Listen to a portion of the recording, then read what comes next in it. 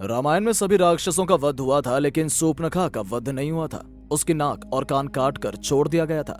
वो कपड़े से अपने चेहरे को छुपा कर रखती थी। रावण के मर जाने के बाद वो अपने पति के साथ शुक्राचार्य के पास गई और जंगल में उनके आश्रम में रहने लगी। राक्षसों का वंश खत्म ना हो, इसलिए शुक्राचार्य ने शिव जी की आराधना की।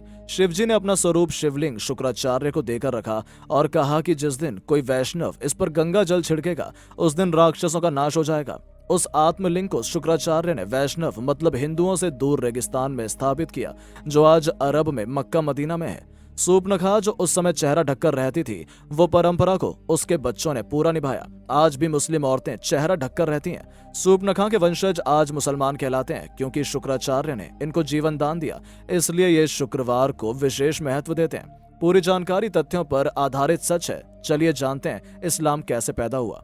असल में इस्लाम कोई धर्म नहीं है, एक मजहब है, दिनचर्या है। मजहब का मतलब अपने कबीलों के गिरोह को बढ़ाना। ये बात सब जानते हैं कि मोहम्मदी मूल रूप से अरबवासी हैं। अरब देशों में सिर्फ रेगिस्तान पाया जाता है। वहाँ जंगल नहीं है, पेड़ नहीं है, इसलिए वहाँ मरने के बाद जलाने के लिए लकड़ी ना होने के कारण जमीन में दफन कर दिया जाता है। रेगिस्तान में हरियाली नहीं होती। ऐसे में रेगिस्तान में हरा चटक रंग देखकर इंसान चला आता है, जो कि सूचक का काम करता है। अरब देशों में लोग रेगिस्तान में तेज धूप में सफर करते हैं, इसलिए वहां के लोग सिर को ढकने के लिए एक टोपी पहनते हैं, जिससे कि लोग बीमार न पड़े।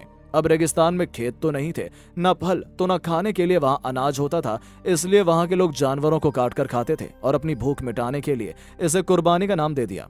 रेगिस्तान में पानी की बहुत कमी रहती थी, इसलिए लिंग साफ करने में पानी बर्बाद ना हो जाए, इसलिए लोग खतना कराते थे। अब लोग एक ही कबीले के खाना बदोश होते थे, इसलिए आपस में भाई बहन ही निकाह कर लेते थे। रेगिस्तान में मिट्टी मिलती नहीं थी मूर्ति बनाने को, इसलिए मूर्ति पूजा नहीं करते थे, क्योंकि ये खाना बदोश थे। एक जगह से दूसरी जगह जाना पड़ता था, इसलिए कम बर्तन रखते थे और एक थाली में 5 लोग खाते थे। कबीले की अधिक से अधिक संख्या बढ़े, इसलिए हर एक को 4 बीवी रखने की इजाजत दी। अब इसमें इस्लाम कोई धर्म नहीं, मात्र एक कबीला है और इसमें नियम असल में इनकी दिनचर्या है। अगर हर हिंदू माँ बाप अपने बच्चों को बताएं कि अजमेर दरगाह वाले ख्वाजा मोइनुद्दीन चिश्ती ने किस तरह इस्लाम कबूल न करने पर पृथ्वीराज चौहान की पत्नी संयोगिता को मुस्लिम सैनिकों के बीच बलात्कार करने के लिए निर्वस्त्र करके फेंक दिया था, और फिर किस तरह पृथ्वीराज चौहान की वीर पुत्रियों ने आत्मघाती बनकर मोइनुद्दीन चिश्ती को 72 हूरों के पास भेजा था, तो शायद ही कोई हिंदू उस मुसलमान की कब्र पर माथा पटकने जाए। अजमेर के ख्वाजा मोइनुद्दीन चिश्ती को 10 लाख हिंदुओं को इस्लाम में लाने का गौरव प्राप्त है। मोइनुद्दीन चिश्ती ने ही मोहम्मद गौरी को भारत लूटने के लिए उकसाया और आमंत्रित किया था। शुक्राचार्य के पौत्र का नाम अरब या हर्ब था, जिसका नाम बदलते बदलते अरब हो गया। 100 अरब देशों का भारत महर्षि भृगु के पुत्र शुक्राचार्य तथा उनके पौत्र औरव से ऐतिहासिक संबंध प्रमाणित है। यहाँ तक कि हिस्ट्री ऑफ पर्शिया के लेखक साइक्स का मत है कि अरब का नाम महर्षि भृगु के पौत्र औरव के ही नाम पर पड़ा, जो आगे चलकर अरब हो गया।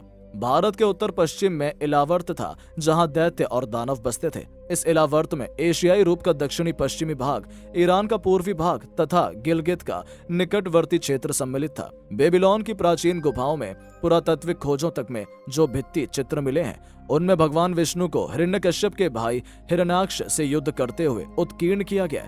उस युग में अरब एक बड़ा व्यापारिक केंद्र रहा था। इसी कारण देवों, दानवों और दैत्यों में इलावर्त के विभाजन को लेकर 12 बार युद्ध, देवासुर संग्राम हुए।